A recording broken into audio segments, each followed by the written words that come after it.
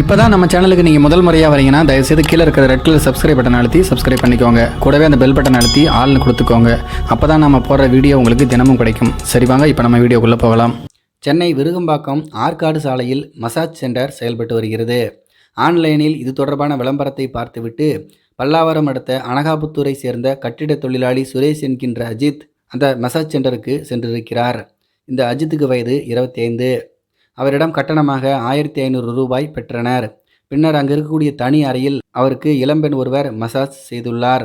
இளம்பெண்ணினுடைய அழகில் மயங்கிய சுரேஷ் கூடுதல் பணம் தருவதாகவும் தன்னுடன் உல்லாசமாக இருக்கும்படியும் அந்த இளம்பெண்ணை வற்புறுத்தியுள்ளார். அதற்கு அந்த இளம்பெண் மறுத்ததால் ஆத்திரமடைந்த சுரேஷ் இளம்பெண்ணை தாக்கி அவர் அணிந்திருந்த நகையை பறித்துவிட்டு அங்கிருந்து தப்பி சென்று விட்டார். இதனால் அதிர்ச்சியடைந்த மசாஜ் சென்டர் ஊழியர்கள் விருகம்பாக்கம் போலீசில் இது பற்றி புகார் அளித்தனர். அதன் பேரில் வழக்கு பதிவு செய்த போலீசார் சுரேஷை கைது செய்து விசாரித்தனர்.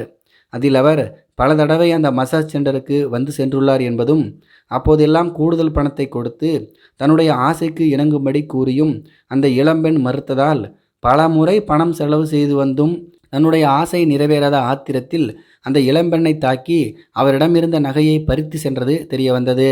இளம்பெண்ணிடம் பறித்த அந்த நகையெல்லாம் சுரேஷ் அடகு வைக்க சென்றபோது அதில் சில நகைகள் கவரிங் என்பது தெரிய வந்தது. மேலும் அவர் அடகு வைத்த 1 பவுன் நகையை போலீசார் மீட்டனர். இதை பற்றி உங்களுடைய கருத்துக்கள் என்ன அப்படிங்கிறது கீழே இருக்கிற கமெண்ட்ஸில் தெரியப்படுத்துங்க. மேலும் இது போன்ற வீடியோக்களை பார்க்க நம்முடைய சேனலை சப்ஸ்கிரைப் பண்ணிக்கோங்க. நன்றி, வணக்கம்.